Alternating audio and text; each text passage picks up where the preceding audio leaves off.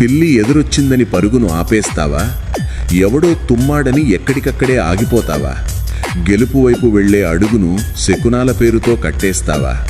దారిన పోయే పిల్లికి నీ తలరాతను మార్చే తీరికెక్కడుందిరా?